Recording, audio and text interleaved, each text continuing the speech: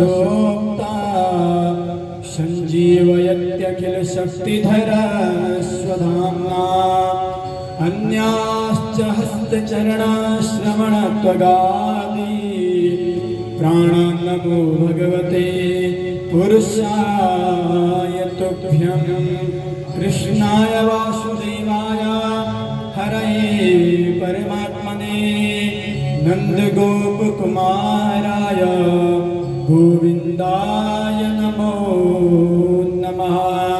पुराण पुरुषोत्तमाय नमः। राधा वल्लभाय नमः। श्री कृष्णाय नमः। सर्वोपचारार्थे पाद्य गन्धवक्षत पत्र पुष्पधूपदेव नैवेद्यं समर्पयामि। श्री स्वरूपाय वेदव्यासाय नमो नमः। ओम व्यासाय विष्णुरूपाय व्यासरूपाय विष्णवे नमो वै ब्रह्मनिधये वासिष्ठाय नमो नमः। अजद्रपदोर्ब्रह्मोदिबाहोर्परोर्हरेर् अबाललोचने सम्भो भगवान् बादरायणे। गुरुर्ब्रह्मा गुरुर्विष्णु गुरुर्देवो महेश्वरा गुरुर्साक्षात् परब्रह्मा तस्मै श्री गुरवे नमः। ओम पुराण पुरुषोत्तमाय नमः। श्री गुरवे नमः। परम गुरवे नमः। तिलककरणं नमः। हरि ओम नमः। ओम व्यासाय विष्णुरूपाय व्यासरूपाय विष्णवे नमो वै ब्रह्मनिधये वासिष्ठाय नमो नमः। बोले सद्गुरुदेव भगवान की। वेदव्यास भगवान की। तो आइए सभी क्षेत्रवासियों से सभी भक्तगणों से निवेदन, भगवान बद्री विशाल की पावन धरा उत्तराखंड की पावन धरा भूवैकुंठ धाम भगवान बद्री विशाल बाबा केदार और भगवान की जटाओं से कल कल छल छल छनाद करती हुई भगवती माँ गंगा जहाँ से अविरल धाराओं में प्रभावित होती हुई गंगोत्री गौमुख से लेकर के गंगा सागर तक हमारे तन को पवित्र करने वाली माँ भगवती गंगा और साक्षात भगवान के वैकुंठ से यह दिव्य पुराण श्रीमद् भागवती ज्ञान गंगा आप लोगों के इस दिव्य शहर सहारनपुर कपिल बिहार में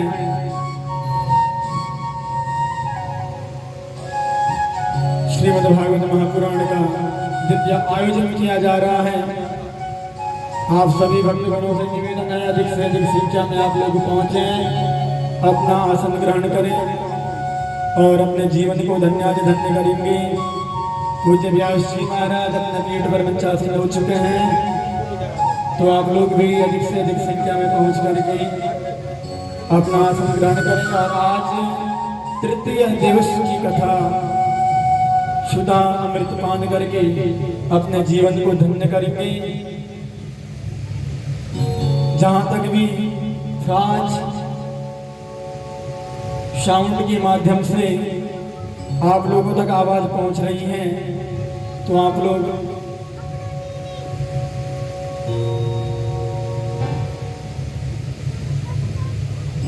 अति शीघ्र ही अपना आसन ग्रहण करेंगे और पुनः हम लोग आज की कथा में गोता लगाएंगे, डुबकी लगाएंगे और अपने जीवन को धन्याधिधन्य करेंगे।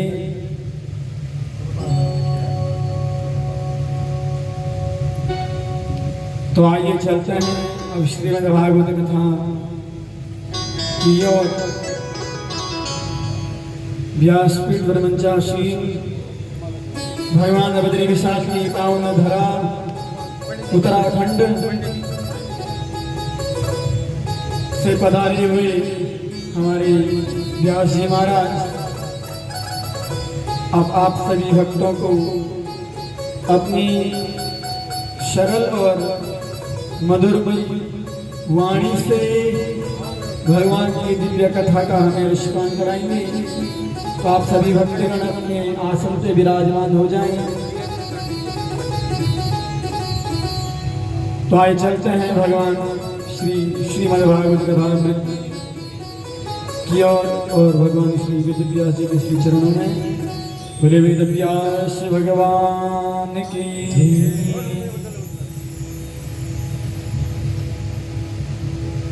बदरी विशाल भगवान की जय।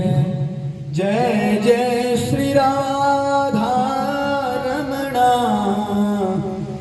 जय जय नवल किशोर।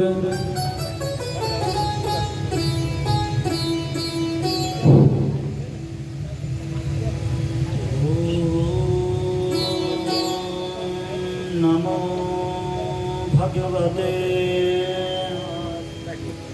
वासुदेवाय।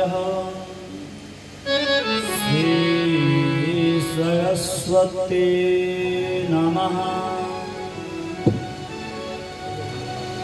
ध्यानमूलं गुरुर्मूर्ते,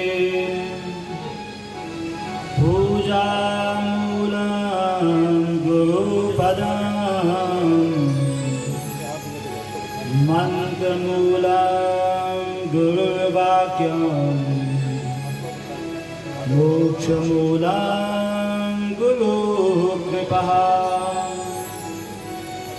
अखण्डमण्डलाकारं व्याप्तं येन चराचरं, तत्पदं दर्शितं येन तस्मै श्रीगुरुवे नमः। वंशे विभूषितकरा नवनीरदाभात, पीताम्बराधरबिम्बफलाधरोष्टात्, पूर्णेन्दुसुन्दरमुखात्, दरविन्दुनेत्रात्, कृष्णात् परं किमपि तमहं न जाने। सृष्टो या सर्वरूपा जगद्वनविदो, पालनीया च गौत्री, साहारी चापि यस्या जगदि अखिलां, क्रीडनं या पराक्ष। पश्यन्ति मध्यमाधुस्तदनु भगवते, शेखरी वर्णरूपा, सास्मद्वाचं प्रसन्ना विधिहरिगिरिशा, राधितालङ्करोतु।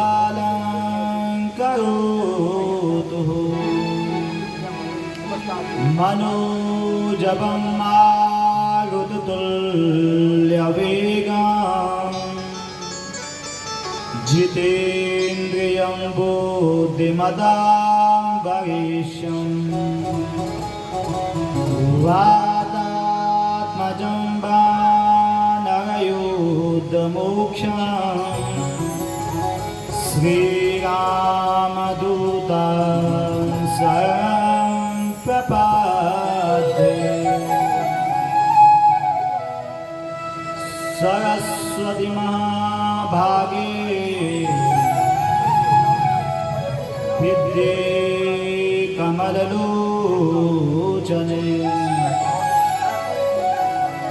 विद्यारूपं विशालाक्षी, विद्यां देवीं सरस्वतीं, सच्चिदानन्दरूपाय विश्वोत्पत्त्यादिहेतवे, तापत्रयविनाशाय श्रीकृष्णाय वयं नमः श्रीकृष्णाय वयं नमः बाकी बिहारीलाल की राजा रामचंद्र भगवान की जय, हनुमान जी महाराज की जय, गंगे मैया की जय, यमुना मैया की जय, गौ माता की जय, सत्य सनातन वैदिक धर्म की जय, भद्र विशाल भगवान की जय, सत्य सनातन धर्म की जय। आइए भगवान की कथा प्रारंभ करने से पहले 2 मिनट मन और वाणी को पवित्र करें, उसके बाद भगवान की कथा में प्रवेश करते हैं। सीता राम वंदना राधे श्याम वंदना, राम वंदना राधे श्याम वंदना, सीता राम वंदना राधे श्याम वंदना, सीता राम वंदना राधे श्याम वंदना, अंजना के लाल जी की बार बार वंदना, अंजना के लाल जी की बार बार वंदना, अंजना के लाल जी की बार बार वंदना, अंजना के लाल जी की बार बार वंदना, सीता जी की वंदना गौरा जी की वंदना, सीता जी की वंदना गौरा जी की वंदना, सीता जी की वंदना गौरा जी की वंदना, सीता जी की वंदना गौरा जी की वंदना, गणपति लाल जी की बार बार वंदना, गणपति लाल जी की बारंबार वंदना, गणपति लाल जी की बार बार वंदना, गणपति लाल जी की बार बार वंदना।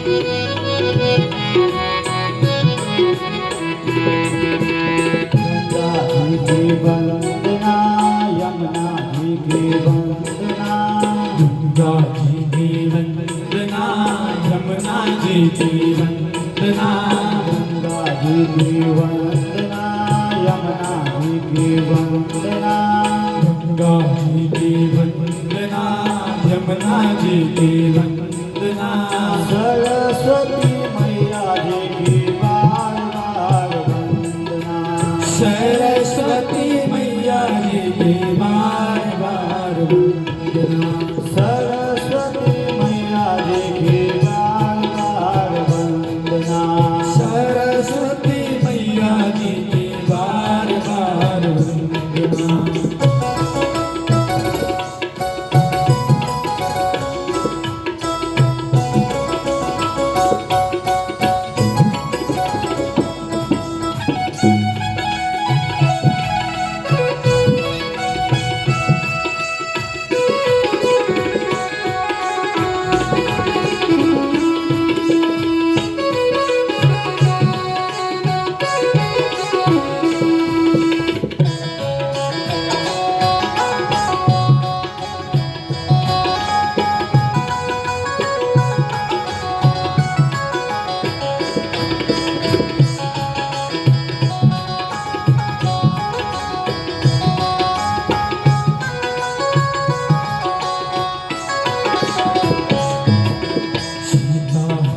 वंदना राधे श्याम वंदना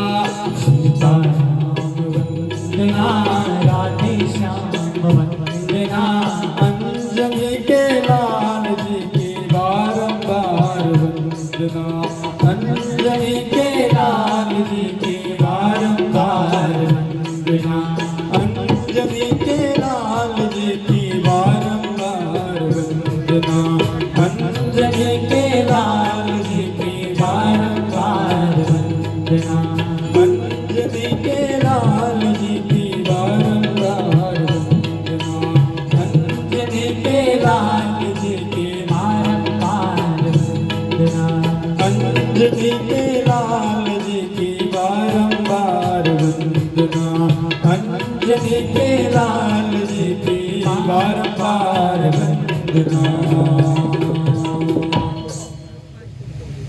महाराज अखंड करुणालय वर्णालय भक्तवांछा कल्पतरुतरित पीताम्बरधारी भगवान श्री कृष्ण के चरणों में वंदन। भगवान श्री कृष्ण की वांग्मय प्रतिमूर्ति श्रीमद् भागवत के चरणों में वंदन।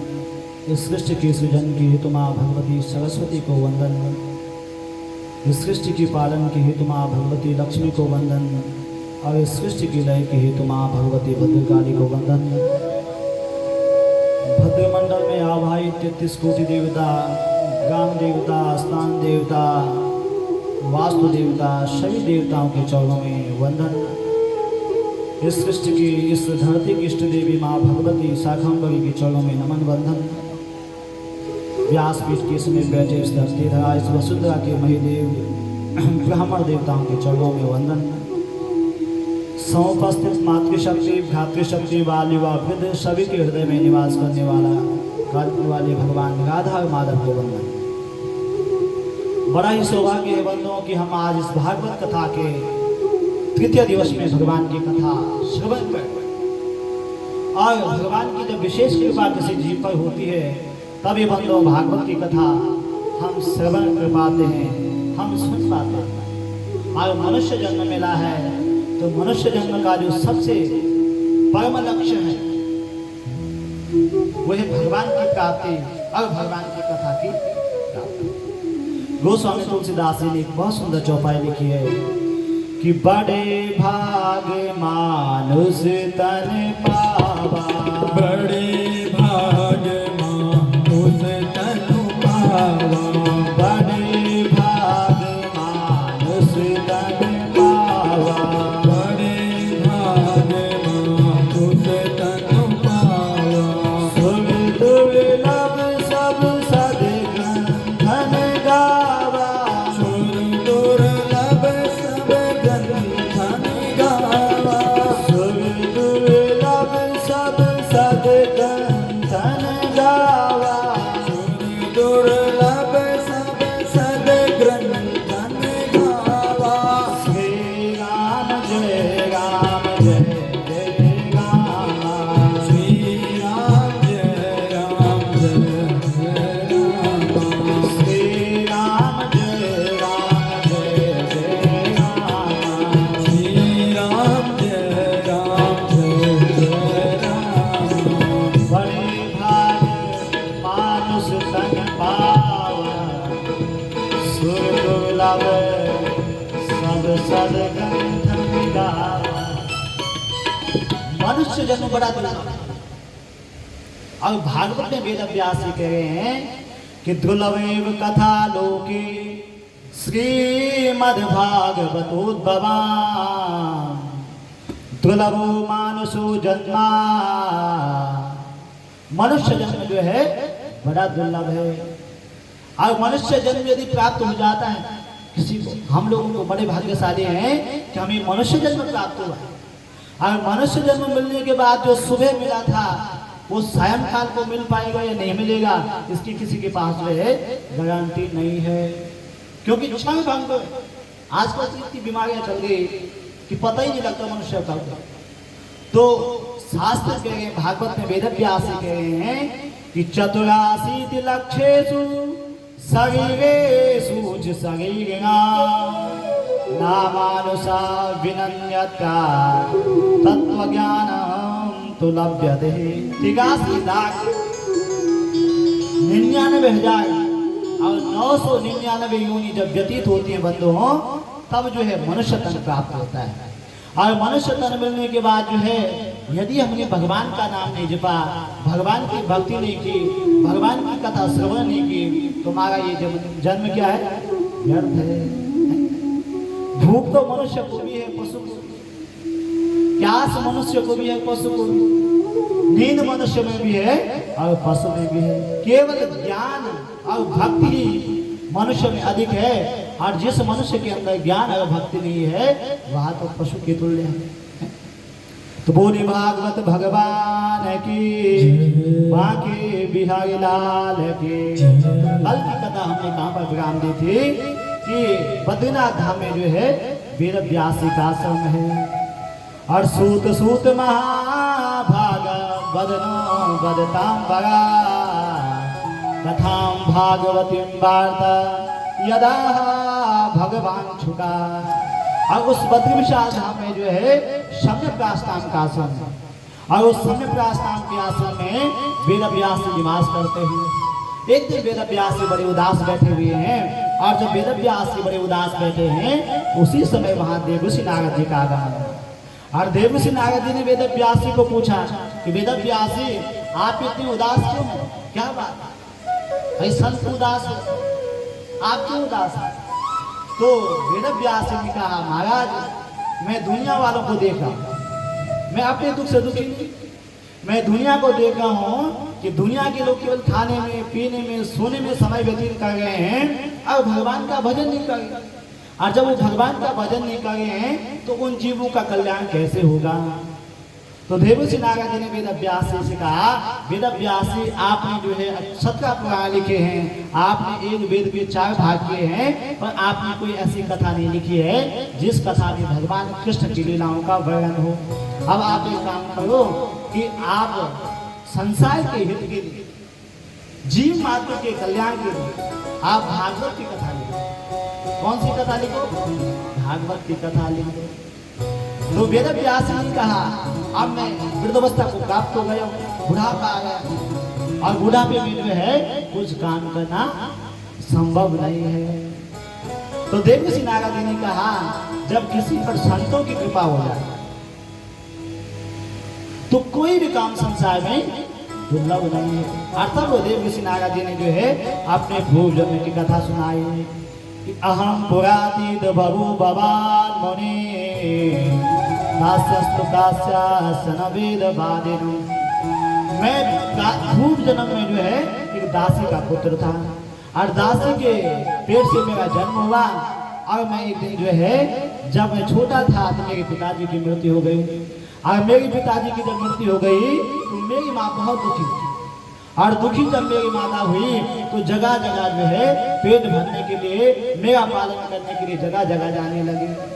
और जब कहीं आश्रय नहीं मिला तो कहाँ गई? संतों के आश्रम में गए, और संतों के आश्रम में जो है मेरी माँ ने कहा कि महाराज जी मुझे सेवा करनी आती है, सब कुछ आती है, गाय की सेवा करूंगी, आपके आश्रम की सेवा करूंगी, और मुझे जो है अपने आश्रम में निवास दो, और मैं अपने बच्ची के साथ जो है आपके आश्रम में रहूंगी। देवऋषि नारद जी कथा सुना रहे हैं वेद व्यास को अपने पूर्व जन्म, और तब जो है मेरी माँ वही निवास करने लगी। और जब मेरी माँ वही निवास करने लग गई तो वहाँ क्या होता है? संतों के आश्रम में क्या होता है?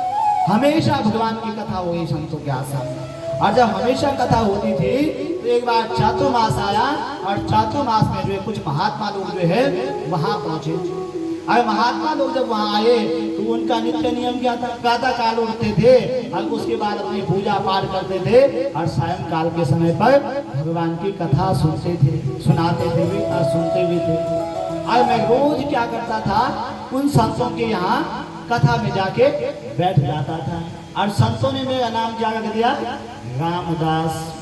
और जब रामदास मेरा नाम रख दिया तो मैं बड़ा प्रसन्न हुआ, और जब संत जाने लगे तो मैंने उन संतों से कहा महाराज मुझे भी लेके चलो, अपने साथ में मुझे भी लेके चलो। तो संतों ने कहा ठीक, पर जब ये बात मेरी माँ को पता लगी कि मेरा बेटा देव जो रामदास, मेरा नाम रामदास था, संतों ने रखा था, तो मेरी माँ जो है रात को संतों के पास गई और संतों से कहा महाराज आप जो है आपसे मैं विनती करती हूँ कि आप मेरे पुत्र को लेके मत जाना, क्योंकि मेरे पति तो है, एक ही आशा है मेरा पुत्र, इसको यदि आप अपने साथ ले जाओगे तो मेरा आश्रय और क्या। तो तब उन संतों ने मुझे रात में बुलाया और रात को उन संतों ने मुझे समझाया, बेटा हमने आपको कथा सुनाई है तो सारे प्रोग्रामों में क्या लिखा है, सबसे पहला शब्द लिखा है कि मातृदेवो भव। बोलो मातृदेवो भव। दूसरा शब्द पितृ देवो भव। पहला शब्द लिखा है कि धरती में आप पूजा पाठ यज्ञ जितना भी करते हैं ठीक है, और नहीं भी करते तो चलेगा, पर यदि आपने अपनी माता पिता की सेवा नहीं की तो नहीं चल सकता है। इसलिए बेटा आप क्या करना, अपनी माँ की सेवा करना, और अपनी माँ की सेवा करना। जब आपकी माँ नहीं रहेगी तब आप जो है भगवान का भजन करना। और संतों ने जो है एक मंत्र दे दिया देवर्षि नारद जी को कि नमो भगवते तुभ्यं वासुदेवाय धीमहि प्रद्युम्नाय निरुद्धाय नमः संकर्षणाय च। क्या मंत्र दे दिया, ओम नमो, ये भाई सब आशीष भाई जो कल आपके यहाँ बोलते थे, ओम नमो भगवते वासुदेवाय, ओम नमो भगवते वासुदेवाय, ओम नमो भगवते वासुदेवाय, ओम नमो भगवते वासुदेवाय, वासुदेवाय हरे वासुदेवाय, वासुदेवाय हरि वासुदेवाय, वासुदेवाय हरे वासुदेवाय, वासुदेवाय हरि वासुदेवाय, ओम नमो भगवते वासुदेवाय, ओम नमो भगवते वासुदेवाय, ओम नमो भगवते वासुदेवाय। क्या मंत्र दे दिए, ओम नमो भगवते वासुदेवाय। अब धीरे धीरे समय व्यतीत होता गया। एक समय क्या हुआ, एकदा निंगतांगे दुहंते निशिगाम पथे सर्पो दशा परस्पृष्टा कृपणो काल चोदिता। देवर्षि नारद जी अपनी कथा सुनाए वेद व्यास। एक दिन मेरी माँ जो है गौशाला में गई गाय की सेवा करने के लिए, और जब गाय की सेवा करने के लिए गई तो घास होती जो गाय के लिए, उस घास में जो है सांप बैठा हुआ था। और सांप बैठा हुआ था तो सांप ने मेरी माँ को काटा, मेरी माँ की मृत्यु हो गई। और जब मेरी माता की मृत्यु हो गई तो मैं सीधे जो है वहां से निकला, बड़ा दुखी हुआ। माँ का अंतिम क्रिया करने के बाद मैं सीधे बद्रीनाथ धाम में गया। और बद्रीनाथ धाम में जाके जो है मैं भगवान का मंत्र का जाप करने लगा। कौन से मंत्र का, ओम नमो भगवते वासुदेवाय। इस मंत्र का मैं जो है जाप करने लगा। और जब जप करने लगा तो जप करते करते करते एक दिन जो है भगवान की दिव्य झांकी मेरे हृदय में प्रकट। और जब भगवान की दिव्य झांकी मेरे हृदय में प्रकट हुई तो मुझे बड़ा आनंद आया। और जब मुझे बड़ा आनंद आया तो मैं उस झांकी के दर्शन करने लगा। पर जैसी मेरी आंखें खुली और वो झांकी जो है ओझल हो गई, दिखी नहीं। और जब नहीं दिखी तो मैं तड़पने लगा उस झांकी को देखने के लिए। और उसके बाद फिर आकाश मांग भी, हे देवर्षि नारद जी, इस समय जो है आपको मुझे मिलना कठिन है, इसलिए आप क्या करो, जब इस धरती का प्रलय होगा और पुनः जो है सृष्टि का सृजन होगा तब जो है आपको मैं प्राप्त हो जाऊंगा। अरे देवदत्ता मिमां बीयां स्वर ब्रह्मा विभूषिता मूर्छित्वा हरि कथा गायमान सलामि। और जब पुनः सृष्टि का सृजन हुआ तो वही दासी का पुत्र था मैं, और मैं क्या बन गया, देवर्षि नारद बन गया। इसलिए वेद व्यास आप एक काम करो, भागवत की रचना करो। और देवर्षि नारद जी ने जो है 4 मंत्र भागवत के मूल में थे। कितने, 4। और उन 4 मंत्रों का, व्यास का मतलब मैंने आपको बताया था, व्यास नाम नहीं है व्यास, उनका नाम तो है कृष्ण द्वैपायन। पर उन्होंने जो है हर चीज का विस्तार किया। व्यास का मतलब है विस्तार करना। और उन्होंने 4 मंत्रों का क्या बना दिया, 18,000 मंत्र जो है उन्होंने बनाए, और उनका नाम पड़ गया व्यास। बोलो व्यासदेव भगवान की। अब व्यास जी ने भागवत की रचना कर दी और अब मन में विचार करने लगे कि मैं इस भागवत की कथा किसको पढ़ाऊंगा। जब तक कोई भागवत की कथा किसी को पढ़ाऊंगा नहीं, तब तक ये भागवत की कथा जन जन में कैसे पहुंचेगी। तो तब व्यास जी ने मन में विचार किया कि भागवत की कथा तो वही पढ़ सकता है जिसने काम और क्रोध पर विजय प्राप्त कर लिया, और दुनिया में हम सब चीज पर विजय प्राप्त कर सकते हैं, पर काम और क्रोध पर जो है किसी का बस नहीं है। और तब वेद व्यास ने पूरी दुनिया में नजर घुमाई और उनको केवल एक ही दिखा जिसने काम और क्रोध पर विजय पाई है, उसका नाम क्या है? सुखदेव मुनि। पर सुखदेव जी का जैसे जन्म हुआ था, सुखदेव जी वन में चले गए थे, और आज जब वो निराकार ब्रह्म की समाधि में बैठे वन में, तो वेद व्यास ने क्या किया, अपने शिष्यों को एक मंत्र पढ़ाया और कहा जहां सुखदेव जो है भगवान की समाधि में बैठा होगा वहीं जाकर तुम इस मंत्र को गाना। और बहुत सुंदर मंत्र है भागवत का। और उन शिष्यों ने जो है उस वन में गए और वहां उस मंत्र को गाने लगे। क्या? पीला नटवर बपो कर्णयो कर्णिकारं विप्रदवासं कनक कपिशं वेजयन्तीं जमालां गन्धान् वेणुरदसुदयान् पूरयन् गोपवृन्दे वृन्दारण्यं स्वपदगमनं प्राविशद गीतकीर्ति। बड़ा सुंदर भाव इस मंत्र का है। क्या? व्रापीराम नटवर बपू, जिन्होंने मोर पंख पहना हुआ, नटवर बपू जिनका शरीर जो है श्रेष्ठ है, कर्णयो कर्णिकार, एक दो कान है और एक फूल है, कभी इस कान में लगाते हैं और कभी इस कान में लगाते हैं, और गंधान वेणु जिनके ऊँटों में जो है बंसी बज रही है जिनके ऊँटों से, और वृंदावन में जो है जो नंगे पांव चल रहे हैं, वृंदारण्यम स्वपदरमं प्राविशद गीत कीर्ति। ऐसे भगवान के सौंदर्य का वर्णन जो है इस मंत्र में कहा गया है। और सुखदेव जी के कानों में जब ये मंत्र गया तो उनकी नींद एकदम से, उनकी जो समाधि थी एकदम से टूटी। मन में विचार करने लगे इतना सुंदर दुनिया में कौन होगा, कौन होगा इतना सुंदर दुनिया। और समाधि टूटी। वेद व्यास के जो शिष्य थे उनको कहा इधर आना, उनको बुलाया तो उनसे कहा और मंत्र सुनाओ। उन्होंने कहा हमें तो एक ही मंत्र आता है। आगे सुने अपने पिताजी के पास। और जब ये उन्होंने कहा तो सुखदेव जी ने मन में विचार किया कि जो दिखने में सुंदर हो, समझिए, जो दिखने में सुंदर हो वो मन से भी सुंदर है कि नहीं है? होता नहीं कोई दिखने में बड़ा सुंदर और मन में बड़ा कपट, और कोई दिखने में सांवला है और मन से बड़ा स्वच्छ है, साफ। तो सुखदेव जी सोचने लगे जो दिखने में इतना सुंदर है वह मन से भी सुंदर होगा कि नहीं होगा, इसलिए मैं वहां नहीं जाता हूँ। और पुनः उसी समाधि में बैठ गए।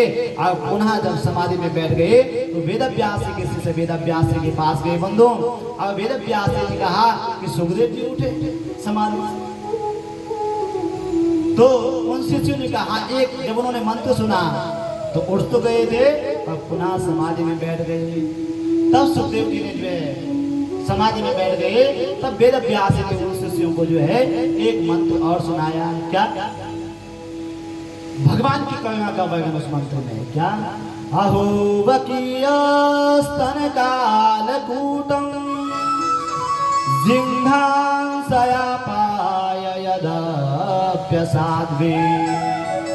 लेभे गतिं धात्रुचितां तथोन्यं त्वं वा दयालो स्वयं ब्रजेमा। पूतना भगवान को मारने के लिए क्या ले, और जो पूतना भगवान को मारने के लिए जहर लेके गए,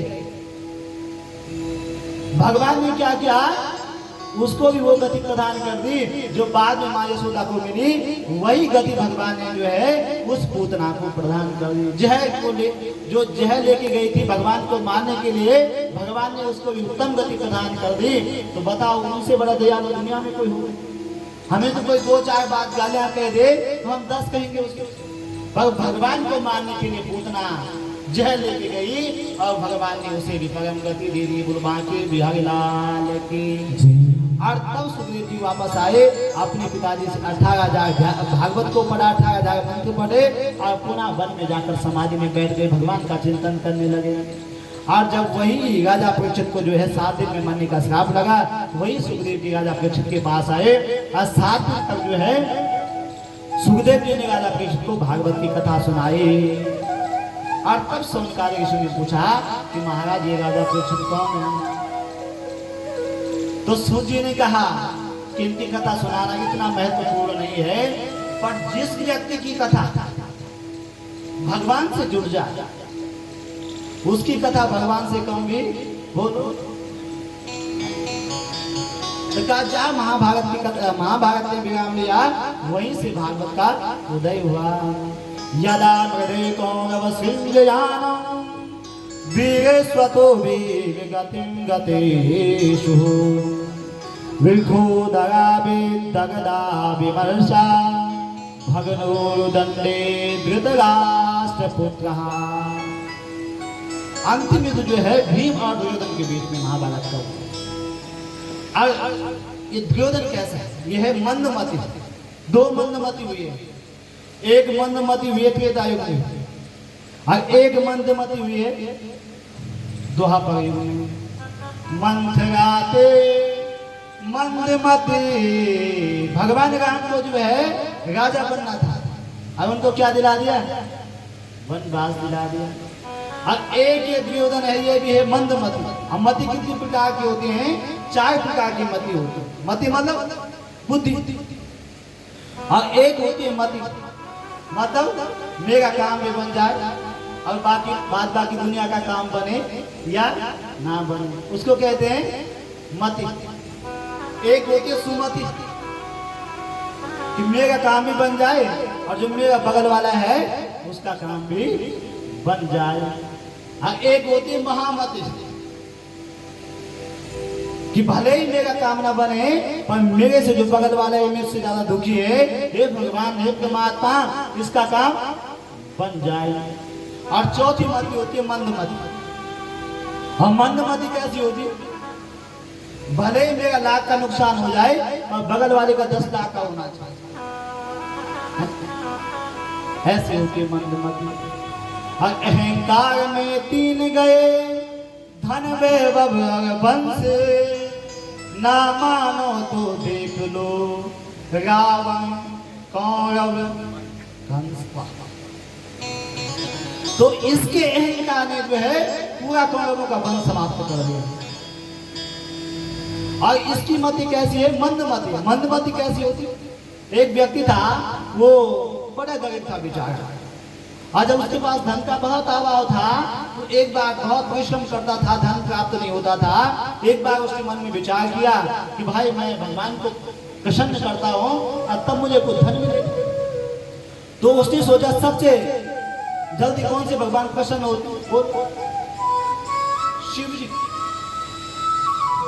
और शिव जी यहाँ तो शिव मंदिर है, कपिल भी आया, तो सबसे जल्दी जो है शिव जी प्रसन्न होते हैं। और वो भगवान शिव के मंदिर में गए, और शिव के मंदिर में गया तो 2 महीने तक जो है उसने भगवान के लिए उपवास रखा और ओम नमो शिवाय मंत्र का जो है जप करते गया। और जब 1-2 महीने तक उसने भगवान का जप किया, भगवान की पूजा की, तो एक दिन भगवान शिव जो है प्रसन्न हो गए। और शिव भगवान ने कहा, शंकर भगवान ने कहा, भोले बाबा ने कहा, भाई भक्त तुझे क्या चाहिए? तो उसने कहा भगवान कितना नाम गिनाऊं, क्या क्या बोलूं, मेरे पास हर चीज की कमी है। और जब हर चीज की कमी है तो मैं क्या क्या बताऊं कि मेरे पास ये कमी है? तो भगवान ने कहा भाई एक काम कर, भगवान शिवालय में घंटी थी, घंटी थी वो मारती करते समय भी आ। शिव जी ने कहा ये घंटी ले जा, और जो भी तेरे मन में कामना आए, जब मन में कामना आए ये घंटी बजाना, और तुझे जो चाहिए होगा वो तुझे मिल जाएगा। बड़ा खुश था बेचारा। वाह, कैसे हमारे भोलेनाथ, बड़ा खुश हुआ। परंतु जैसे घंटी लेके जाने लगा घर, भगवान शिव ने कहा रुक जाए, एक बात और है। कहा क्या बात है? कहा इस घंटी बजाने से तुझे जितना मिलेगा तेरे पड़ोसी को जो है उससे ज्यादा दुगना मिलेगा, तेरे पड़ोसी को दुगना मिलेगा। अब उस बेचारे ने सोचा, पूजा की मैंने, पाठ की मैंने, कथा सुनने गया मैं, और मेरे पड़ोसी को डबल मिले क्यों? अब वो घर गए, अब वो था मंदमत, जैसे दुर्योधन है मंदमत। तो वो घर गया, उसने घंटी ले गया, उसने जो है घंटी को फेंक दिया एक कोने में। कहा जब मेरे पड़ोसी को डबल मिलना है तो मुझे क्या फायदा होगा। अब घंटी फेंक के जो है चले गया काम धाम पे। अब धीरे धीरे समय व्यतीत हो गए तो दिवाली का टाइम आया, दिवाली में सब सफाई करते गए। अब उसकी पत्नी बेचारी घर में थी तो वो सफाई करने लगी तो एक कोने में वो घंटी पड़ी हुई थी, पर उनके घर में खाने के लिए कुछ नहीं था। और जब खाने के लिए कुछ नहीं था तो बेचारी मन में सोच रही थी कि भगवान आज भोजन मिल जाता तो कितना बढ़िया हो जाता। अब झाड़ू में मांगे थे, और जब कोने में पहुंची तो घंटी मिल गई। अब घंटी उसने उठाए बजा दी, बजनी थी घंटी, जब उठाओ तो बजाते अपना। पर मन में क्या सोच रही थी, बोलो मुझे भोजन मिल जाए तो कितना बढ़िया होता। और जैसे घंटी बजी तो भोजन की थाली उसके सामने आ गई, क्योंकि भगवान शिव ने कहा था घंटी बजाओगे जो मन में सोचोगे वो मिल जाएगा। बड़ी खुश हुई। आज जब भोजन की थाली आ गई, बड़ी खुश हुई। तो उसके बाद बरसात का महीना आया, और बरसात में जो है घर उसका कच्चा था, तो उसने फिर वो घंटी उठाई, भगवान से कहा भगवान मेरा जो है एक मंजिल मकान बन जाता, पक्का सीमेंट का मकान बन जाता तो कितना अच्छा होता। अब उसका एक मंजिल वाला सीमेंट का मकान जो है एक मंजिल मकान बन गया। और पड़ोसी का क्या होना था, घंटी बजाने बोल दुगना। अब पड़ोसी का जो है डबल मंजिल बन गया। अब फिर जब मकान बन गया तो फिर वो सोचने लगी, अब इच्छाएं तो बढ़ती है वैसा आसिफ, इच्छाएं बढ़ती जाती। फिर उसने सोचा कि भाई गाड़ी हो जाती तो कितना बढ़िया हो, पैदल चलने में कितनी दिक्कत हो। अब घंटी बजाया, गाड़ी आ गई। अब गाड़ी तो पहुंच गई और चलाने वाला भी चाहिए। फिर वो घंटी बजाई, अक्का चलाने वाला भी मिल जाता तो कितना बढ़िया हो जाता। और चलाने वाला भी आ गया। पर पड़ोसी के यहाँ क्या हुआ, दो गाड़ी आ गई और दो चलाने वाले, क्योंकि डबल होना था पड़ोसी का काम। बिचारी बड़ी खुश हुई। अब कुछ समय बाद जब उसका वो पति वापस आया, अब पति वापस आया, उसने उस समय फोन तो थे, फोन का जमाना आवा, तो उसने अपने पति देव को कहा महाराज आप कहाँ गए थे? अरे हमारे यहाँ ऐसी घंटी, चमत्कारी घंटी है, मैं जो भी मांगती हूँ मुझे मिल जाता है। उसने कहा कौन सी घंटी? और जब उसकी पत्नी ने वो घंटी उसे दिखाई, वो समझ गया इस घंटे से क्या होना था, पड़ोसी का डबल बनना था। आई उसने अपनी पत्नी को कहा तुझे पता बगल वाले का तो देख क्या हो गया, डबल हो गया सब, क्यों बजाइए घंटी? तो उसकी पत्नी ने कहा बेचारी ने कि भाई बगल वाले का डबल हो गया तो होने दो, हमारा क्या बिगड़ है, हम तो खुशी है ना, सुखी। भाई उसने कहा पूजा की थी मैंने, पाठ किया था मैंने, जप किया था मैंने, अब बगल वाले का भला कैसे हो जाए, कैसे हो जाए? आज उसने वो घंटी उठाई, आज कहा घंटी बजाई, कहा मेरा एक पांव टूट जाए, क्या मेरा एक पांव टूट जाए। बगल वाले का क्या होना था, बोल। और बगल वाले के क्या हुए, दोनों टूट गए। फिर भी उसकी बुद्धि कैसी मंद बुद्धि। अब उसकी बुद्धि ने सोचा कि मेरी एक आंख फूट जाएगा, बगल वाले का क्या होगा, दोनों फूट जाएंगे। अब मेरे एक काम से एक आंख से एक पांव से काम चल जाएगा, पर बगल वाले का काम कैसे चलेगा? और फिर भी उसका मन नहीं माना, तो उसने कहा भगवान एक घंटी बजा के कि मेरे घर के आगे एक कुआं खुद जाए। जाके बगल वाले के यहाँ क्या होगा? आंख से देखेगा नहीं, पांव से चल नहीं पाएगा, जैसे बाहर निकलेगा। तो ऐसे ही ये दुर्योधन भी है। भगवान ने कहा कि दुर्योधन पांडवों को 5 गांव दे दो, और इसने क्या कहा? सुच्यागेनेव दास्यामि बिना युद्धे न केशव। अरे 5 गांव क्या, एक सुई की नोक के बराबर। बिना युद्धे न केशवा, बिना युद्ध के नहीं दूंगा। और अंतिम युद्ध जब भीम और दुर्योधन के बीच में हुआ, तो भीम ने जो है अपनी गदा के प्रहार से दुर्योधन की जंघा को तोड़ दिया। और जब उसकी जंघा टूट गई, तो अपने जो है अंतिम सांसें गिनाया है। उसी समय जो है द्रोणाचार्य जी का पुत्र अश्वत्थामा वहां पर आया, और अश्वत्थामा ने कहा, दुर्योधन जी, आपकी यह दशा किसने की है, क्या हो गया? तो दुर्योधन ने कहा अश्वत्थामा से कि भाई क्या बताओ, पांडव कितने भाई थे? 5, और हम कितने भाई थे? 100, और हम 100 के 100 समान थे, और पांडव 5 थे, एक का भी बाल बांका नहीं होगा। अब मेरी अंतिम इच्छा यही है कि भीम जो है, भीम का वध करके तुम आ जाओ। तो उसने कहा आप चिंता क्यों कर रहे हैं, आप एक पांडव की बात कर रहे हैं, मैं 5 पांडवों को मार दूंगा। बंधु, हमें चिंता नहीं अपने, उन्हें चिंता हमारी है, हमारे रथ का मालिक सुदर्शन चक्रधारी। हमें अपनी चिंता नहीं करनी, हमें किसका ध्यान करना है? और जाको राखे साइया, मार सके ना कोई, बाल न बांका कर सके, चाहे जग बेरी होई। आज अश्वत्थामा पांडवों को मारने के लिए गया, तो भगवान ने 5 पांडवों को जो है उस स्थान से दूसरे स्थान पर ले गए। पर पांडवों के 5 पुत्र जो है वहां सोए हुए थे, और पांडवों के 5 पुत्र पांडवों की तरह ही दिखते थे।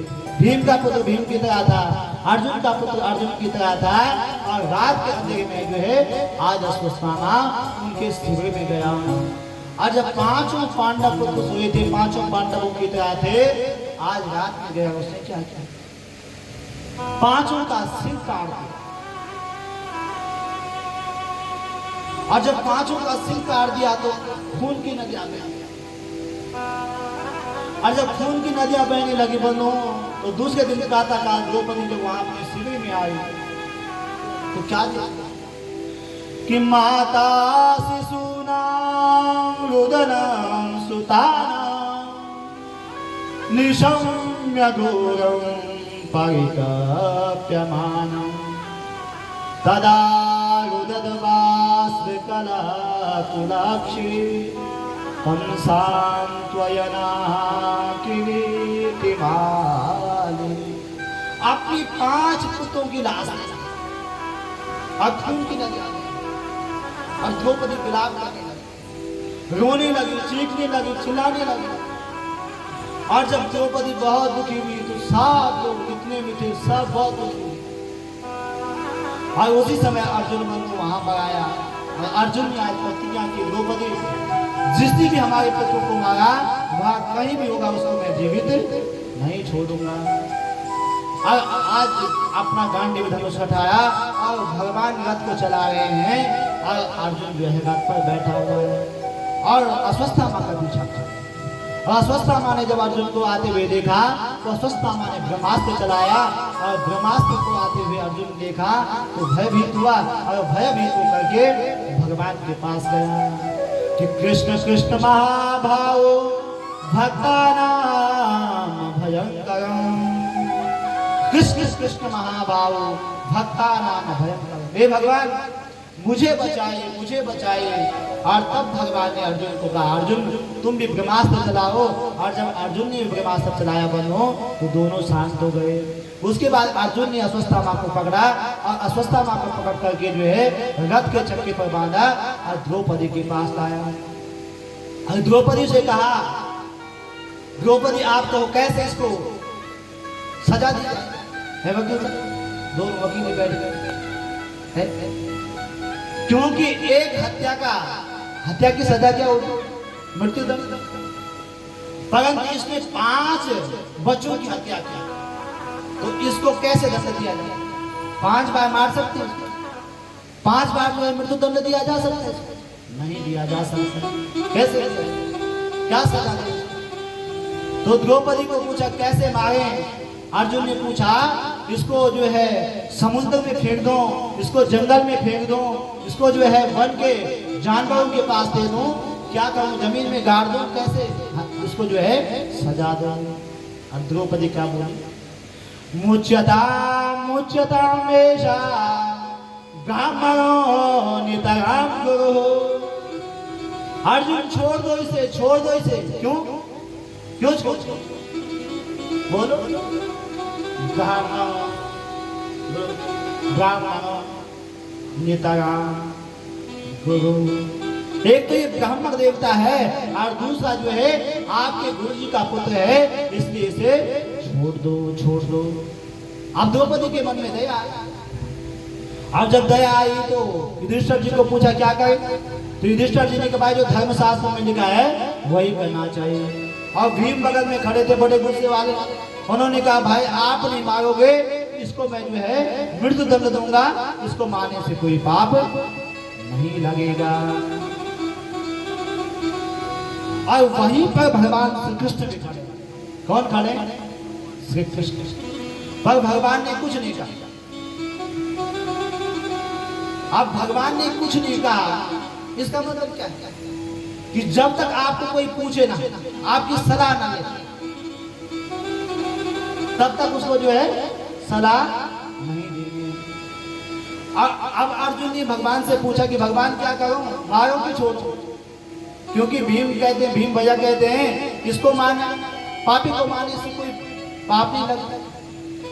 और द्रौपदी और युधिष्ठिर भैया कहते हैं कि जो धर्मशास्त्रों में लिखा है वो करना है। तो अब भगवान ने क्या कहा कि ब्रह्म बंधु न हंतव्या आतता हे वदाया मयेवो भयमानंतम परिपायानुशासनम। क्या क्या? कि ब्रह्म बंधु न हंतव्या आतता हे वदाया। अब ब्राह्मण चाहे कैसे भी हो,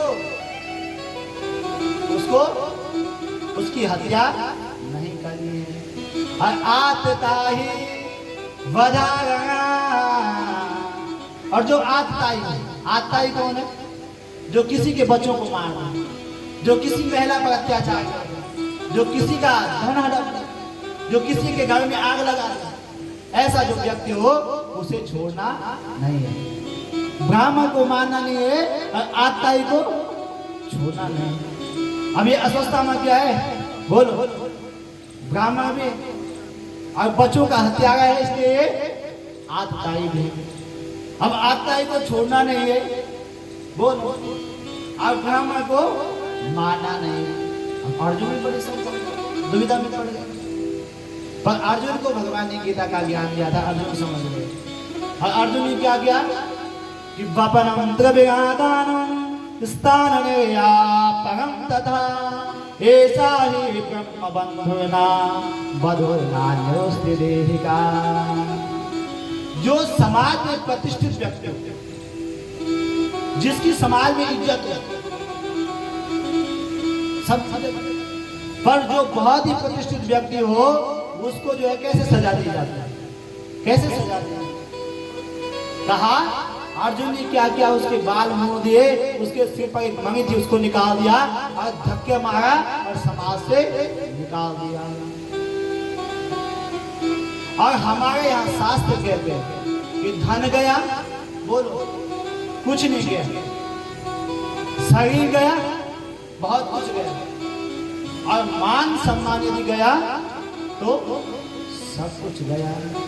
और अश्वत्थामा को जो है ऐसा धक्का दे करके निकाल दिया समाज से। वहां बड़ा उसके मन में और द्वेष उत्पन्न हो गया और उसने सोचा पांडवों के वंश को मैं निर्वंश करके छोड़ूंगा।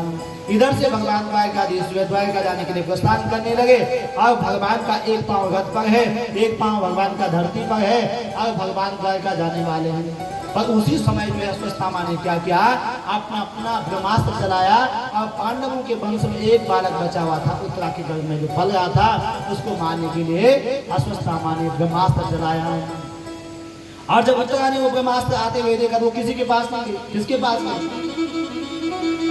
भगवान द्वारकाधीश के पास। और भगवान से कहा कि पाई पाई महायोगिन देव देव जगतपते नान्यं त्वद्भयं पश्ये यत्र मृत्यु परस्परम। हे भगवान, मैं मर जाऊं कोई बात नहीं। प्रत्येक माँ चाहती है भले ही मुझे कुछ हो जाए, भले ही मेरे जीवन में कितनी संकट आ जाए, और मेरे बच्चे पर जो है बोलो आंच नहीं आनी चाहिए। और उस उत्तरा ने कहा कि भगवान भले ही मुझे कुछ हो जाए, और जो मेरे पेट में ये बच्चा पल रहा है इसको कुछ ना हो, इसको बचा लो। क्यों कि द्रोणास्त्र विपुलास्त्र निदम मतंगम संतान बीजम को पांडवानाम। एक ही पांडवों के वंश को चलाने वाला है ये बालक, और यदि ये आज समाप्त हो गया तो पूरा पांडव वंश जो है हमेशा हमेशा के लिए हो जाएगा। और भगवान ने क्या किया,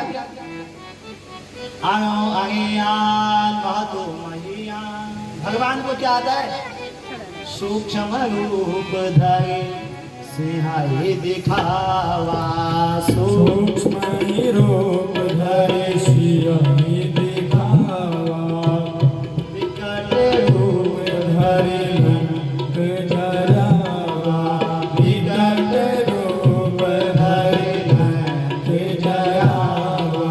श्री राम जय राम जय जय राम। श्री राम जय राम जय जय राम। श्री राम जय राम जय जय राम। श्री राम जय राम जय जय राम। सूक्ष्म रूप धरे विकट रूप धरे लंक जरावा। भगवान को क्या है, आनो अज्ञान महतो मैया। भगवान को छोटा बनना भी आता है और भगवान को बड़ा बनना भी आता है। और उत्तरा ने जब भगवान के पास गई और भगवान ने आज सूक्ष्म रूप धारण किया और उसके गर्भ में गए और उस बालक की आज रक्षा कर ली। और आज उस बालक की रक्षा कर ली तो देखो महत्वपूर्ण क्या है कि जिस बच्चे का जन्म नहीं हुआ है उसने आज भगवान का दर्शन जो है माँ के पेट में ही कर लिया। और जब यही बात कुंती ने देखी कि भगवान ने जो है आज हमारे वंश को समाप्त होने से बचा दिया, तो कुंती ने भगवान की प्रार्थना की कि नमस्ते पुरुषात्वाद्यम ईश्वरं प्रगते परम अलक्ष्यम सर्वभूतानां अंतर्बहिर्वस्थितम्। हे भगवान, हे जगदीश्वर, हे जगत नियंता, हे बांके बिहारी, आपने आज हमारा वंश समाप्त होने से बचा दिया। तो भगवान कृष्ण कुंती को क्या कहते हैं, बोलो बुआ। अरे बुआ जी, मुझे भगवान क्यों बनाते, मैं तो आपका भतीजा हूँ, आपके भाई का बेटा हूँ, मुझे भगवान क्यों बनाते। कुंती बुआ ने कहा भगवान ही तो नाटक आपका है। आप कभी किसी के भतीजे बन जाते हैं, कभी किसी के बेटे बन जाते हैं, पर जगदीश्वर जगत नियंता सबके भीतर और सबके बाहर जो है आप ही बैठे हैं। और भगवान ने फिर हंसी मजाक के भाव में कहा कि बुआ, यदि मैं भगवान हूँ तो तुम सब पांडवों से कुछ ना कुछ मांगो। तो कहा युधिष्ठिर जी सबसे बड़े हैं, पहले आप मांगो। तो युधिष्ठिर जी ने कहा भाई भगवान एक ही वरदान मुझे देना कि हमेशा मैं जो है धर्म का पालन करो और सत्य के मार्ग पर चलो। भीम ने कहा भगवान मुझे तो मेरा तो बड़ा बदनाम, क्योंकि जितना पूरा परिवार खाना खाता है भोजन करता है उतना मैं जो है अकेले कर जाता हूँ। और एक ही वरदान दे दो कि खाते पीते हंसते गाते क्या करो, आपका नाम लो। और सब ने कुछ ना कुछ मांगा। अंतिम में भगवान ने अपनी बुआ कुंती बुआ से कहा कि बुआ आप कुछ मांगो। तो बुआ ने कहा कि मैं क्या मांगू, मुझे तो सब कुछ मिला होगा।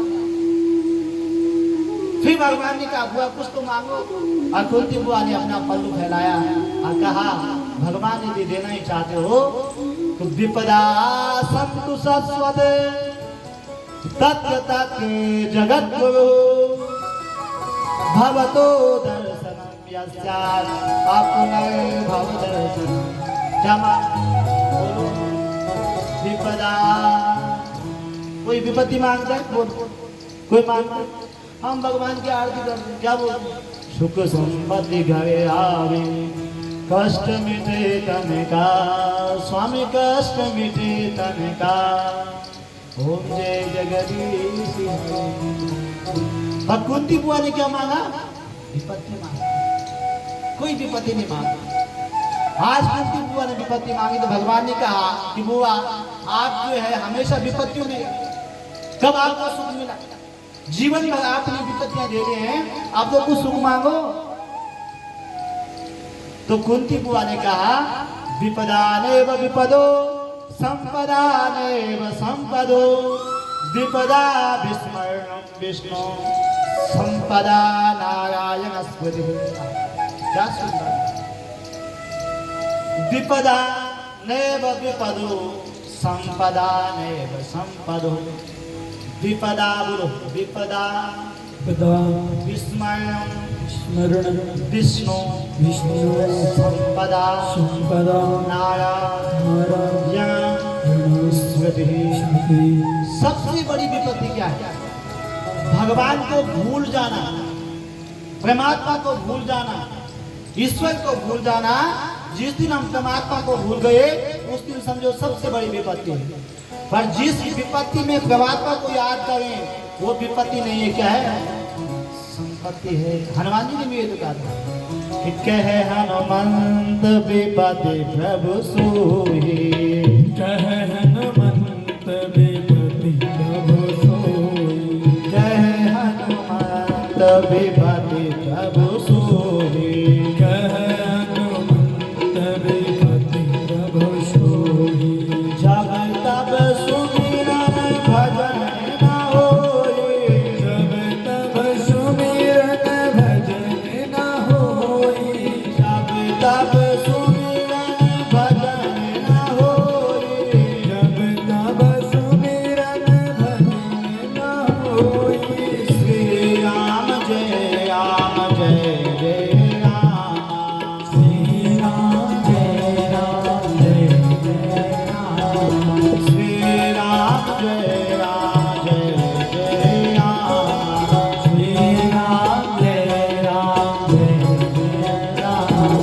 कहे हनुमंत विपत्ति कबू सोई, कहे हनुमंत विपत्ति प्रभु सोई, कहे हनुमंत विपत्ति कबू सोई, कहे हनुमंत विपत्ति प्रभु सोई।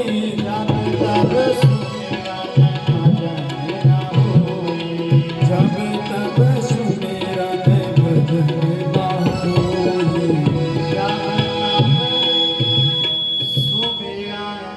भजन न होई। सबसे बड़ी विपत्ति का दिन कौन सा है? जब भगवान का नाम न लिया जाए, जब भगवान का हम चिंतन न कर सके, भगवान की याद न कर सके, वो सबसे बड़ी विपत्ति का दिन है। तो आज कुंती बुआ ने कहा आप हमें मिले हैं तो विपत्ति विपत्ति नहीं है, जिस विपत्ति में आप हमारे साथ है वो तो संपत्ति है। आज कितना कहकर के भगवान जो है अपनी द्वारका के लिए प्रस्थान करने लगे। भाई भगवान उस जब इतना कहा और उसके बाद भगवान युधिष्ठिर जी के पास गए। युधिष्ठिर जी बहुत दुखी थे। युधिष्ठिर जी जब दुखी थे तो भगवान ने युधिष्ठिर जी को समझाया कि आप राजा बन गए क्यों दुखी हो। और तब जो है युधिष्ठिर जी ने कहा ऐसे राजा बनने से क्या फायदा जिसमें हजारों माताएं विधवा हो गई हैं और लाखों बच्चे अनाथ हो गए हैं। ऐसे राजगद्दी मिलने से क्या फायदा। और फिर भगवान जो है उन पांचों पांडवों को जो है कहाँ ले गए? भीष्म पितामह के पास। क्योंकि भगवान ने जो है विष्णु पिता को वचन दिया था कि जब आपकी मृत्यु होगी तो मृत्यु के समय में जो है आपके पास आना। अब भगवान यदि किसी को वचन देते तो भूलते नहीं। अब शादी में सात वचन सबके होते हैं ना, होते हैं साथ है सबको याद शादी के साथ वचन नहीं, परंतु भगवान जिसको भी वचन देते हैं भगवान भूलते नहीं। विष्णु पिता माँ भी भगवान की प्रतीक्षा कर रहे हैं कि सदैव देवो भगवान प्रतीक्षता कलेवरम यावतिदायिनो मिहं प्रसन्न हासालोचनो लसन मुखाम्बुजा ध्यान पतस्सतुर्भुजा। आज भगवान जो है यहाँ से पांडवों को ले गए विष्णु पितामह के पास, और विष्णु पितामह के पास पांडवों को ले गए तो विष्णु पितामह से कहा कि भगवान भीष्म दादा आप इन पांडवों को जो है कुछ ज्ञान दीजिए, क्योंकि ये सब राजा बन गए हैं और राजा का धर्म क्या होता है इनको जो है ज्ञान दीजिए। तो भीष्म पितामह ने कहा कन्हैया आज दुनिया को ज्ञान तो आप देते और आप इनको मेरे पास दे, और यदि आप कहते तो मैं इनको अवश्य ज्ञान दूंगा। और तब जो है भीष्म पितामह ने पांडवों को क्या ज्ञान दिया कि दान धर्मान राज धर्मान मोक्ष धर्मान विभागसा स्त्री धर्मान भगवत धर्मान समासव्यास योगतः। पहला क्या बताया, दान धर्मान क्या करना है, जितना कमाना है 100 कमाओ, लाख कमाओ, 10 लाख कमाओ, क्या करना है उसको, उसमें से दशांश निकालना है। 100 कमाते हैं तो 10 रुपए निकालना है, कहाँ देना है, कहीं शुभ कर्म में। हमारे आशीष भाई साहब जो बैठे हैं यहाँ पे गर्ग जी, वो कह रहे थे कि हमारे यहाँ जब किसी का भी जन्मदिन आता है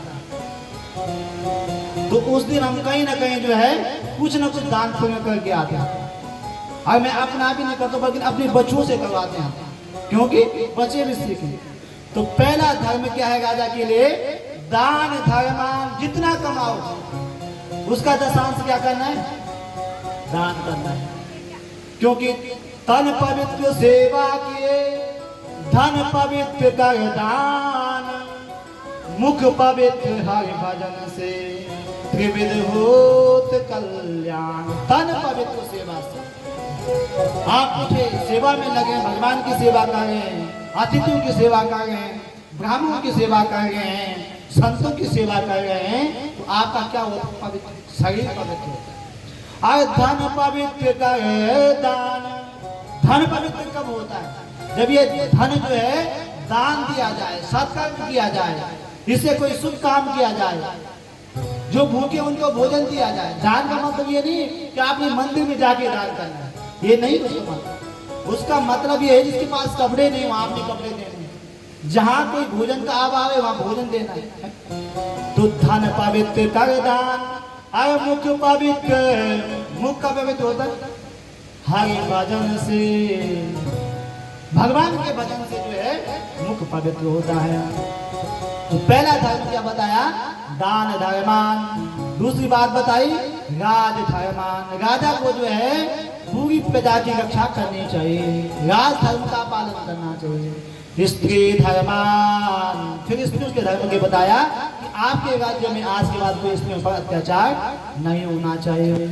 मोक्ष धर्मान विभागसा, और उसके बाद मोक्ष धर्म के विषय में बताया।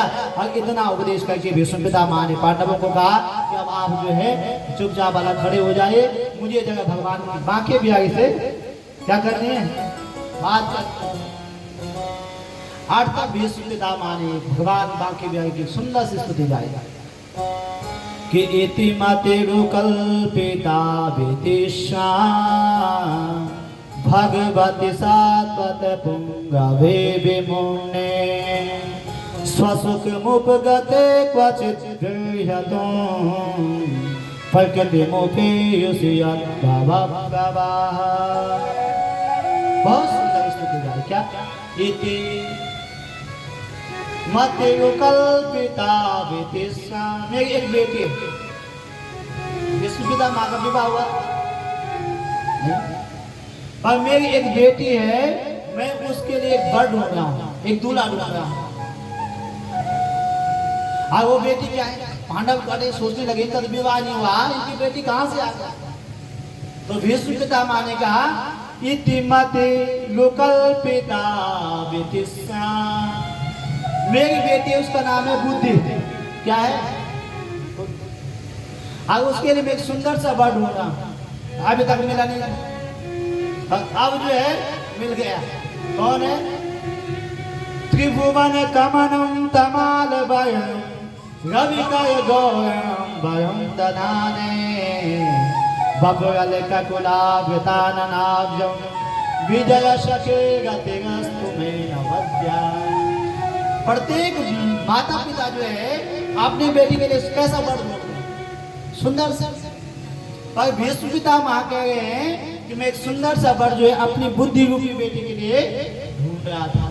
और वो सुंदर वर कौन है? आप। त्रिभुवन कमल, बहुत सुंदर है आपके बाकी। इसलिए मैं इस बुद्धि का विवाह आपके साथ में करना चाहता हूँ कि वितृष्णा, इसमें कोई तृष्णा नहीं है। और 4 शब्द इस स्तुति में भीष्म पितामह ने कहे। कथाएं बहुत, अभी तो बहुत पीछे हम कथा से, तो 4 शब्द आए, याद कर लो। इति, पहला शब्द क्या? इति। दूसरा है मति, और तीसरा है गति, और चौथा है गति। 4 शब्द, इति, मति, गति, गति। इति मतलब अंतिम। जब कोई भी पत्र लिखते थे तो अंतिम में लिखा जाता था इति। तो मेरी जो अंतिम प्रार्थना है वो आपके चरणों में है। तो मेरी इति क्या है? आप है। मति मतलब मेरी बुद्धि जो है आप में है। और गति मतलब प्रेम, मुझे जो है आपसे प्रेम है। तो जिसकी इति मतलब जिसकी इति भगवान में हो, जिसकी मति भगवान में हो, और जिसकी गति भगवान में हो, उसकी जीवन में दुर्गति बोलो नहीं हो सकती। और जब ऐसी स्तुति भीष्म पितामह ने कही, उसके बाद भगवान ने कहा भीष्म पितामह आपको तो जो है इच्छा मृत्यु का वरदान मिला है। जब आप चाहें तब अपने शरीर को छोड़ सकते हैं, आपका भी और जियो ना। तो भीष्म पितामह ने कहा, क्या कहा कि देहांत काले तुम सामने हो, बंसी बजाते सबको सुनाते, गाता यही मैं तननाथ त्यागो, गोविंद दामो धर्मादबेति। ऐसी बढ़िया मृत्यु किसी की हो सकती? रामचरितमानस में गोस्वामी तुलसीदास लिखते हैं कि जन्म जन्म मुनि जतन कराई, जन्म जन्म मुनि जतन कराई, जन्म जन्म मुनि जतन कराई, जन्म जन्म मुनि जतन कराई। अंत राम कह आवत नाहि, अंत राम कह आवत नाहि, अंत राम कह आवत नाहि, अंत राम कह आवत नाहि। श्री राम जय जय राम, श्री राम जय जय राम, श्री राम जय जय राम, श्री राम जय जय राम। जन्म जन्म मुनि जतन कराई, अंत राम के आवत नाहि। अरे बड़े बड़े योगी तपस्या कर रहे हैं बद्रीनाथ धाम में, किस चीज के लिए? बोलो। जब हमारी मृत्यु हो तो भगवान हमारे सामने खड़े हो जाते हैं। पर अंत बोलो, अंत राम कह आवत नाहि। पर उनको भी अंतिम समय में भगवान भी उनकी मृत्यु को सुधारने के लिए नहीं आते हैं। और मेरा कितना बड़ा सौभाग्य है कि देहांत काले तुम सामने हो, बंसी बजाते सबको सुनाते। मृत्यु का समय नजदीक आ गया है और आप बंसी बजा रहे हैं, आपके दर्शन हो गए हैं, अब जी के क्या करना है? अब मृत्यु हो जाए तो कितना सुंदर है। और कितना कहते कहते भीष्म पितामह ने अपने शरीर त्याग दिया और पांडव बड़े दुखी हुए। भगवान ने कहा पांडवों को इनका अंतिम संस्कार इत्यादि करो और इनके लिए जो है रोना नहीं है, क्योंकि ये सिद्ध पुरुष हैं। और उसके बाद भगवान जो है आज पांडवों से आज्ञा मांगी कि मैं अब जो है अपनी द्वारिका जाना चाहता हूँ। और भगवान ने जो है हस्तिनापुर से भगवान द्वारिका के लिए प्रस्थान कर गए बंधु। और जब आज भगवान द्वारिका गए तो सबसे पहले भगवान जो है जो छोटी छोटी जाति के लोग थे सबको मिले। उसके बाद भगवान जो है अपने महल में गए, अपने माता पिता के चरणों में क्या किया? माथा झुकाया। और अभिवादनशीलस्य नित्यं वेदोपसे विना चत्वार्यां तस्य वर्धन्ते आयुर्विद्या यशो बलम। जो अपने से बड़े होते हैं, जो माता पिता होते हैं, उनको क्या करना है? प्रणाम करना है, माथा झुकाना है। हमारे वकील साहब जो बैठे हैं, अब दो वकील तो प्रीतम सिंह जो वकील हैं हमारे वकील साहब, उनका छोटा नाती। अब हम परसों उनके घर में गए तो माथा झुकाया था हमारे पाँव में, इतना छोटा। क्या सोचता है? तो कहा माथा झुकाने से क्या होता है कि चत्वार्यां तस्य वर्धन्ते आयु विद्या यशो बलम। आगे जो अपने से बड़ों को, अपने माता पिता को, गुरुजनों को प्रणाम करता है, नमन करता है, वंदन करता है, माथा झुकाता है, उसकी चार चीजें बढ़ती हैं। क्या? आयु, बोलो आयु, लंबी आयु, विद्या, यशो, यश बढ़ता है, और बल। चार चीजें जिसके जीवन में है उसकी आयु बढ़ती है, उसका विद्या बढ़ता है, उसका यश बढ़ता है, उसका मान सम्मान बढ़ता है। तो हमें क्या करना है? भगवान से सीखना। भगवान ने बताया कि सबसे पहले जो है अपने से बड़ों को नमन करना है, प्रणाम करना है, अपने माता पिता को, अपने से बड़ों को। ऐसा आज भगवान ने जो है द्वारिकाधीश ने सबको प्रणाम किया। और उसके बाद जो है बंधु भगवान द्वारिका चले गए। यहाँ से जिस बच्चे को भगवान ने बचाया था आज उसी का जन्म हुआ। तस्मात् नाम्ना विष्णुयाता इति लोके वीक्षवा भविष्यति न संदेहो महाभागवतो महा। और जब उस बालक का जन्म हुआ तो आज जन्म लेते जो है सीधे पालथी मार के बैठ गया। और जब बैठ गया तो चारों तरफ देखने लगा। आगे युधिष्ठिर जी ने पूछा महात्माओं से कि ये ऐसा बच्चा तो हमने पहले बार देखा, बताओ किसी का बच्चा हुआ है ऐसे? किसी बच्चा हुआ सीधा बैठ गया? नहीं होता। तो कहा ऐसा बच्चा हमने पहले बार देखा, ये किसको देखा? तो कहा ये भगवान को देखा है जिन्होंने माँ के पेट में जाके इनकी रक्षा की थी। और इसलिए जो है उनका नाम पड़ गया परीक्षित महाराज। आप परीक्षित का जन्म हुआ बंधु। यहाँ से जो है अर्जुन को भगवान के साथ द्वारिका चले गए थे। 7 महीने हुए भगवान अर्जुन वापस नहीं आए। एक दिन जो है भीम और युधिष्ठिर जी खड़े बात कर गए थे। और युधिष्ठिर जी ने कहा अर्जुन भीम से कहा कि भीम अर्जुन को गए हुए 7 महीने हो गए हैं, वापस नहीं आए। कि गता सप्ताधुना मासा भीमसेना तवानुजा नयाते कस्य वाहेतुर नायाम वेदेद मंजसा। भीम को गए, अर्जुन को गए 7 महीने व्यतीत हो गए हैं, वापस नहीं आया। और इतनी बात कर गए तो सामने से कौन आया? अर्जुन आ गया। पर अर्जुन के साथ जब भगवान थे तो कैसे चमक गए थे। पर आज जब अर्जुन द्वारिका गया था तो भगवान जो है इस धरती को छोड़ के अपने धाम को चले गए। पर आज अर्जुन का मुख बिल्कुल मलिन है। और जब मलिन मुख है तो युधिष्ठिर जी ने पूछा कि अर्जुन क्या बात है, अरे आपके मुख में उदासी क्यों? क्या कहीं संतों का अपमान हो गया, गाय माता का अपमान हो गया, या जो भगवान हमारे कृष्ण हैं वो सकुशल तो हैं? तो अर्जुन आप बोल पड़ा, क्या बोला कि वंचितो हम महाराजा हरिणाम बंधरूपिणा हेनो में प्रहितम तेजो देव विश्वापन महत वंचितो हम महाराजा। भैया क्या बताऊं, जिन भगवान के बिना हम एक दिन नहीं रह सकते थे, वो भगवान हमें छोड़ करके अपने धाम चले गए।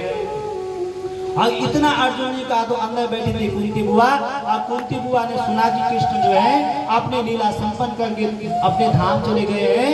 तो यस्या क्षण वियोगेन लोको या प्रिय दर्शनम उतक्के न गए तो ऐसा मृतका प्रोचते यदहा। और जैसे कुंती बुआ ने सुना भगवान द्वारका से अपने धाम चले गए हैं, उसी क्षण में उसके प्राण निकल गए भगवान के विरह में, और वो भी जो है भगवान के विरह में शरीर को छोड़ दिया। और जब उसके प्राण निकल गए तो पांडवों ने कहा भाई अब हम इस धरती पर नहीं रहेंगे, क्योंकि जिनके बिना हमने एक दिन भी रहना नहीं सीखा, जब वो इस धरती पर नहीं है तो हम भी नहीं रहेंगे। और पांडव सीधा निकले कहाँ, उत्तराखंड धाम।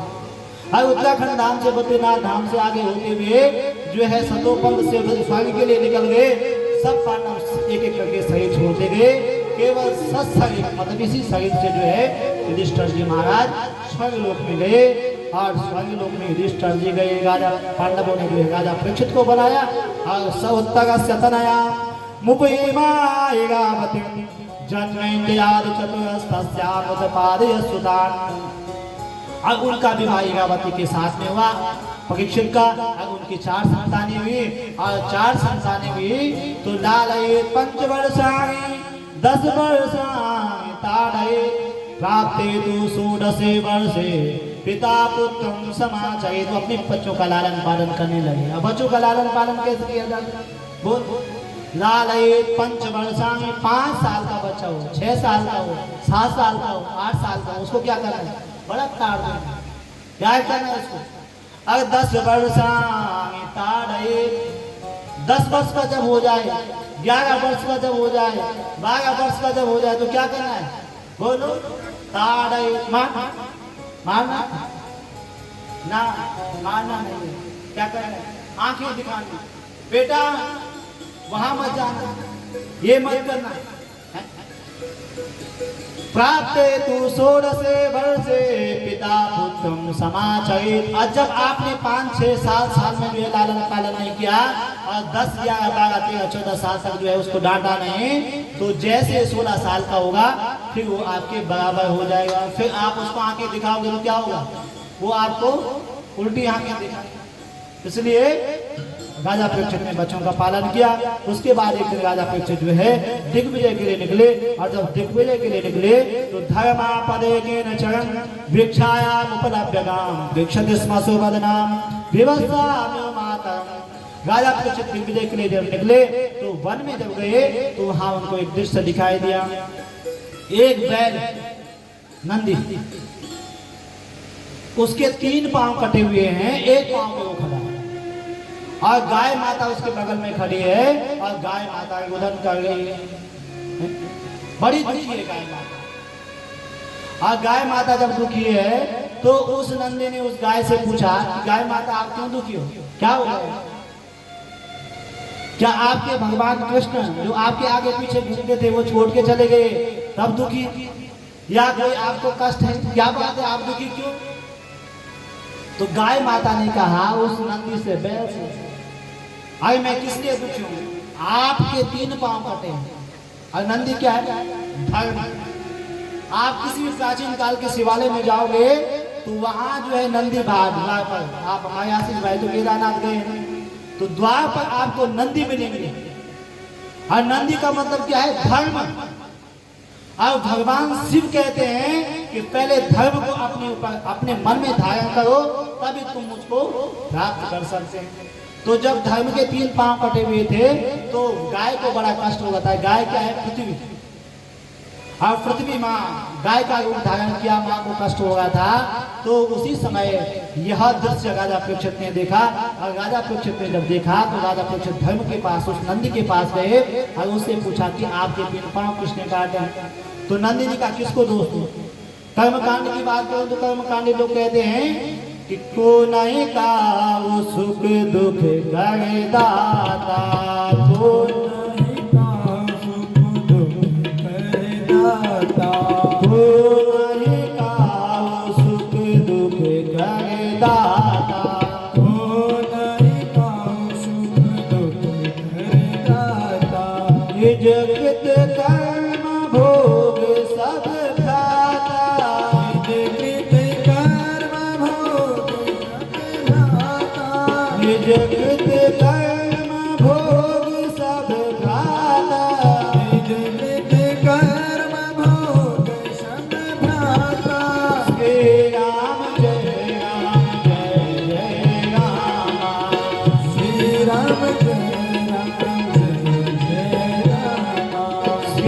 राम जय राम जय जय राम। को नहीं काऊ सुख दुख कर दाता, निज कृत कर्म भोगी सब भ्राता। किसको दोस्तों? कर्म कांडी कहते हैं कि जो हमने कर्म किया है उसके अनुसार हमें फल मिलता है।